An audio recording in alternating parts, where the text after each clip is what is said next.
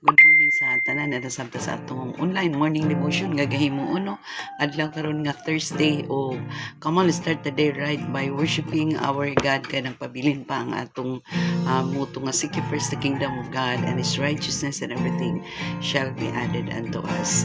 Amen. Bulag ta sa lawas, but we are one in the Spirit. Jesus, you're the source of everything, the source of hope, love, faith, and joy. You're the keeper of my soul.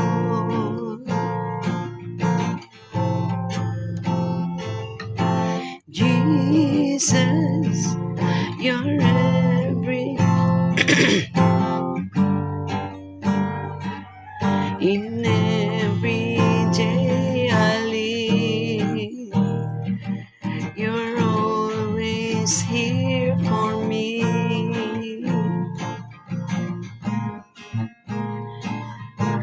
Lord, how can I be you if there is nothing I can do but serve you? Lord, please open my eyes to see the very reason why you've chosen me. Oh God, Jesus, you're the source of everything, the source of hope, love, faith, and joy. You're the keeper of my soul.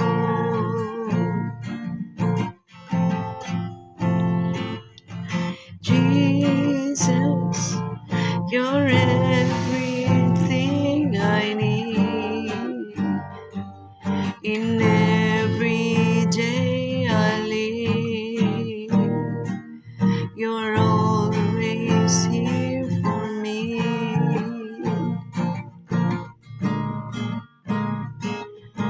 Lord, how can I be you if there is nothing I can do but serve you?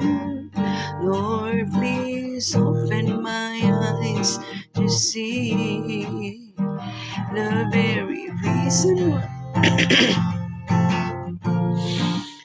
Hallelujah. Lord, how can I be you if there is nothing I can do but serve you? Lord, please open my eyes to see the very reason why you've chosen me. Lord, please open my eyes to see the very reason why you've chosen me. Lord, please open my eyes to see the very reason why you've chosen me. Ooh, hallelujah, hallelujah, hallelujah, hallelujah, hallelujah, Lord.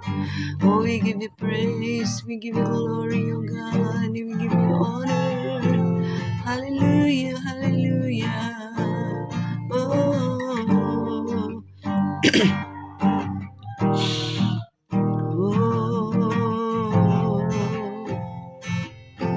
Thank you kay Lord sa imong pagpukaw ka na mo, Ama, nining sa kabuntagon, Lord, nga ipapuka pa nimo ang among mga mata, Lord. Huwag mo kami nga giiniipon nga mubangon, oh God. Thank you kayo. Bisan pa man sa kalidad, palinawon, nakatulog, nga imong gi-provide ka na mo, Ama. Thank you kaayo, Lord. Bisan pa sa paghatag ni laing matahong nga adlaw, Ginoo, nga Thursday, oh God, nga opportunity anang ka na mo, Lord, nga makapadayon sa pagkinabuhing Kristohanon, makapadayon sa pagkinabuhi, Ginoo, Lord, nga nangalagad kanimo, Ginoo, namuhat sa mga bulhaton nga may kalamgitan sa imong kaymayan sa maniini, oh God. Dalaygon ka, Lord, sa walay katapusan. Continue to cover us, Lord, with your glory, O God.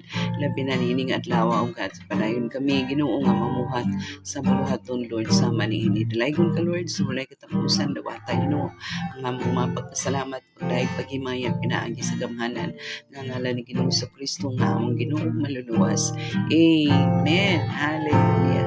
Praise the Lord. Medyo pagaw-pagaw tano kay siguro nataligsikan siguro ta sa ulan pero padayon lagi apong ta sa atong online morning devotion no nga gahimuon. So naa ta karon sa padayon ta karon sa pagtuon sa pulong sa Ginoo diha sa Matthew chapter 8 na ta no sa Matthew. So diha sa Matthew nakita nato nga samtang gabasa ta sa Matthew, book of Matthew. Daghang kaay mga milagro nga gihimo ni Ginoong Hesus diri sa book of Matthew. Diri sa chapter 8 no nga giayon niya ang balatian sa kaning alagad no sa servant sa usa ka kanang centurion no iyang maid or iyang binatunan or iyang servant no sa usa ka centurion giayo ni Ginoong Hesus ang balatian dayon giayo po ni Ginoong Hesus ang balatian sa mother-in-law ni Peter.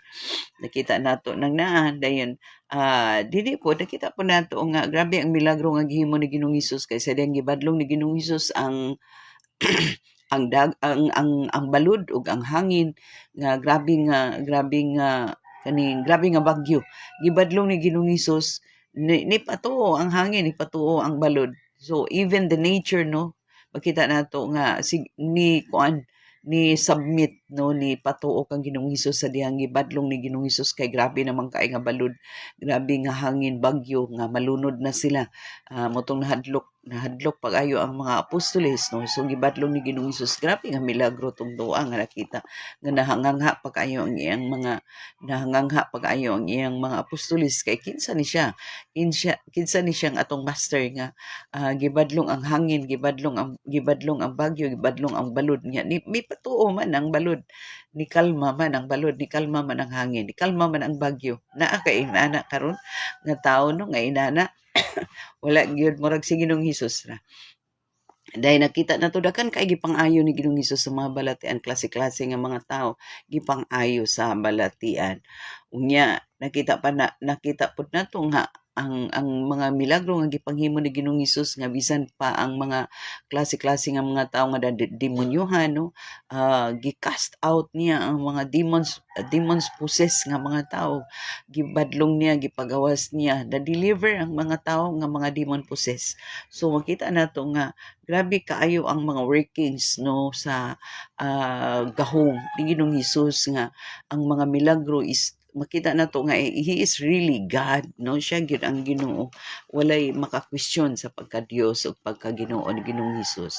So do ka butang atong nakita dinhi no, there are two things nga nakita nato diri sa chapter 8 nga una sa tanan, first and foremost nakita nato nga Jesus Christ shows himself no being the Messiah or being the Savior by performing healings and many miracles. Healings and miracles no, or kanang healing part na sa miracles no.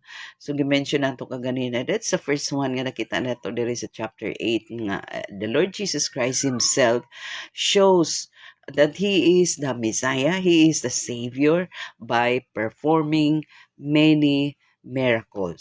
So dili ikapangutana, dili ka question no. So ang ikaduha nga nakita nato diri is the Lord Jesus Christ works no demonstrate that the kingdom has really come during the time no, di ba kay gi-predict man niya sa Old Testament sa many books of prophetic books, gi-prophesy gid nga moabot yun ang manluluwas. So niabot na ang gisulti sa Old Testament, niabot na ang manluluwas no. Nakita dayon nato, nakita nila kaniadto nga nag-perform gyud og mga miracles Ginoong Hesus. So kung naata kaniadto nga panahon sa during the time when the Lord Jesus Christ was still here on earth, makita nato nga he is really the fulfillment of the prophecy in the Old Testament. So munang duha ka butang nga nakita nato nga first is the Lord Jesus Christ shows himself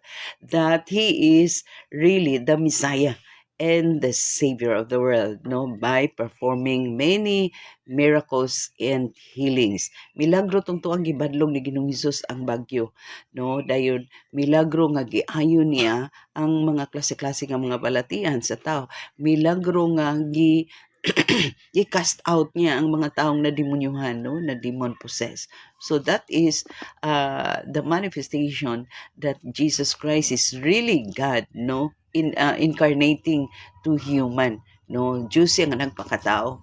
So ang ikaduha nakita nato diha nga the Lord Jesus Christ works demonstrate that the kingdom of God has really come during the time sa pag-abot ni Ginoong Hesus. Ang mga proof, no, mga prueba, ebidensya nga Dios gid siya kay walay laing makahimo ni adto, Dios ra gyud, o ang saad nga moabot ang Messiah, moabot ang Savior ni abot na during the time of the Lord Jesus Christ. Even lahat nga natay nakutlo sa duha ka butang nga atong nakita dinhi sa chapter 8 nga grabe kaayo ang proof and evidence that the Lord Jesus Christ is God, that the Lord Jesus Christ is the fulfillment of the prophecy when the Lord Jesus Christ has arrived or has come. Amen. Ug magampo ta labing balaan gamaanan. May gugma uling ito na mga amahan. Nagapasalamat yun kay kami, Lord, sa padayon gini mo nga mga pagpasabot ka na mo amahan sa imong mahal nga pulong, Lord. O tugot Ginoo nga ma-install gid kanunay sa among heart no matter what. Ma-install gid sa among heart ang imong mahal nga pulong aron Ginoo nga mamahimo na mga meditation kini, Lord. Meditation in our heart, Lord, ang imong mahal nga pulong. Salamat kaayo bisan pa man nagpray mi karon, Lord, sa mga kaigsunan nga manarbaho sa opisina pribado ug publiko.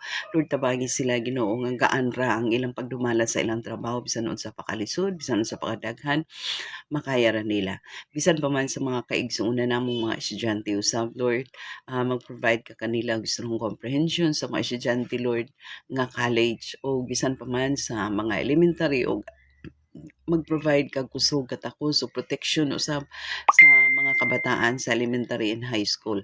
Salamat ug salamat kaayo. Bisan pa man sa mga teacher, taka-isab sila katakos Ginoo, Lord, nining opening sa classes, Lord. Mga baton sila Ginoo kusog, katakos, kabasog sa panglawas aron makaya nila paghandol ang mga estudyante o mga pupils sa school, o God. Bisan pa sa mga kaigsunan nga nay mga online nga trabaho, Lord, ikaw sab Ginoo pakiguban kanila mag-provide og strong nga kadang comprehension sa ilang trabaho di sa online. Bisan pa man sa mga kaigsunan nga naay mga negosyo nga gipang manage, o God, tabang usab sila mo asenso sila. Muna among mga pag-ampo, Lord. Salamat kaayo Ginoo nining opportunity nining adlaw Ginoo nga Thursday nga padayon kami sa panghimo sa endeavor matag adlaw. Thank you sa imong blessing.